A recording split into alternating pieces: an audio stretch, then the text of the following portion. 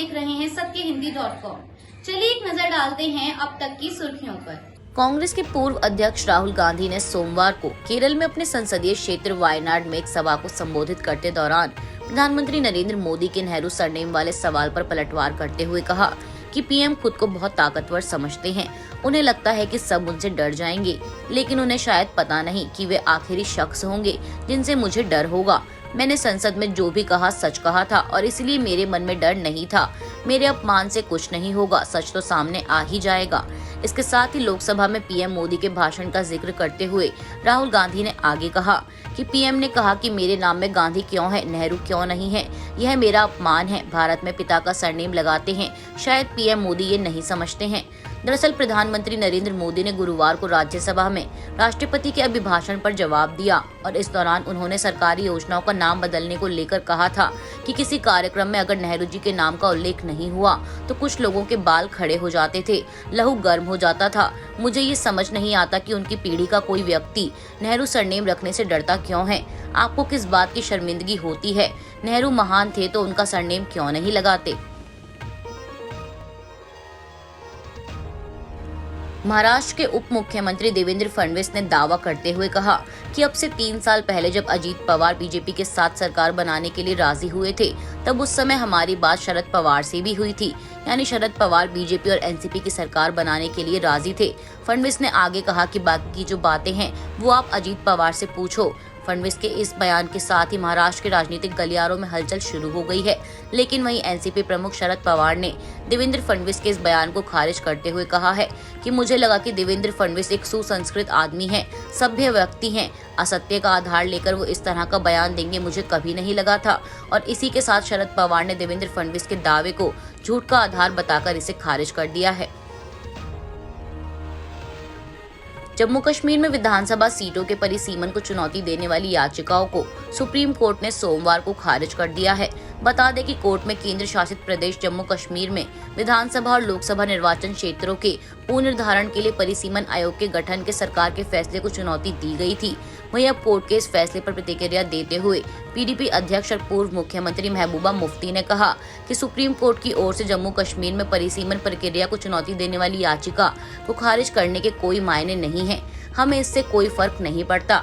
जब अनुच्छेद 370 को निरस्त करने और जम्मू कश्मीर पुनर्गठन अधिनियम को चुनौती देने वाली याचिकाएं सर्वोच्च अदालत में लंबित हैं और यदि यह सब लंबित हैं तो वे कैसे इस याचिका का फैसला सुना सकते हैं। महबूबा मुफ्ती ने आरोप लगाया कि परिसीमन चुनाव से पहले धांधली की एक रणनीतिक प्रक्रिया थी। उन्होंने क्या किया है? बीजेपी के पक्ष में बहुमत को अल्पसंख्यक में परिवर्तित कर दिया है। हमने परिसीमन आयोग की चर्चाओं में कभी भी भाग नहीं लिया। जहां तक न्यायपालिका की बात है तो कोई गरीब आदमी कहां जाएगा।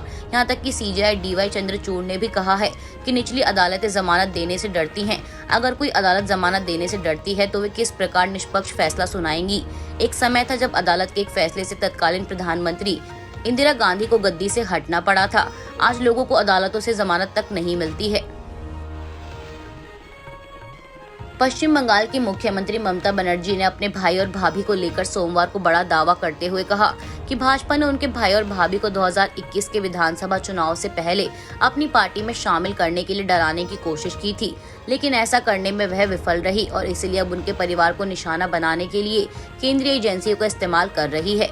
सीएम बनर्जी ने पश्चिम बंगाल विधानसभा में विपक्षी नेता शुभेंदु अधिकारी पर जमकर निशाना साधते हुए कहा कि मेरे भाई और भाभी को धमकी दी गई और बीजेपी में शामिल होने के लिए कहा गया, लेकिन वे दबाव की रणनीति के आगे नहीं झुके।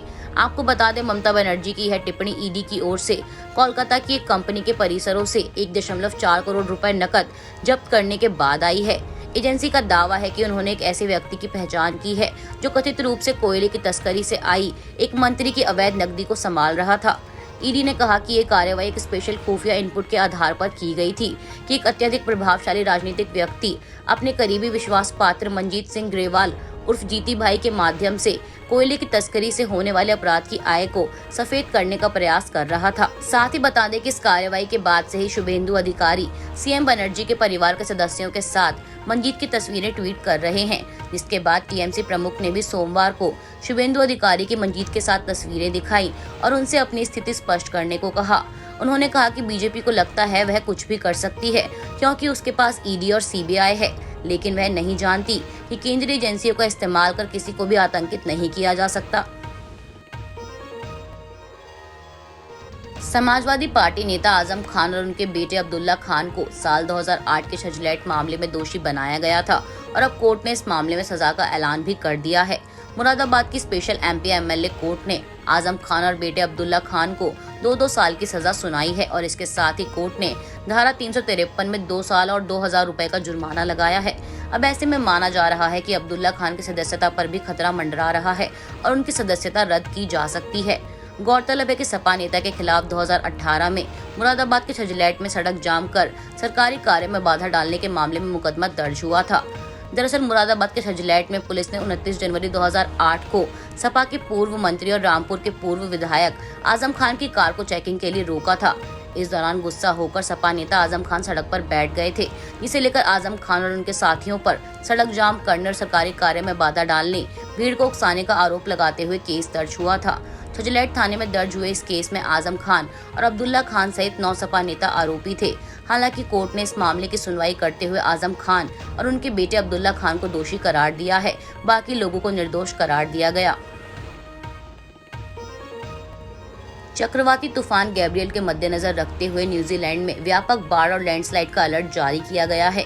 ये चक्रवाती तूफान देश में तबाही मचा सकता है, जिसे देखते हुए न्यूजीलैंड में मंगलवार को राष्ट्रीय आपातकाल की घोषणा की गई है और आपातकाल की घोषणा उन 6 क्षेत्रों पर लागू होगी जो पहले से ही एक स्थानीय आपातकाल की स्थिति घोषित कर चुके हैं, जिनमें Northland, Auckland, Tairawhiti, Bay of Plenty, Waikato और हॉक्स बे शामिल हैं। आपको बता दें कि न्यूजीलैंड सरकार द्वारा प्रेस रिलीज जारी कर इस बात की जानकारी दी गई है और न्यूजीलैंड के इतिहास में यह तीसरी बार है जब राष्ट्रीय आपातकाल की घोषणा की गई है।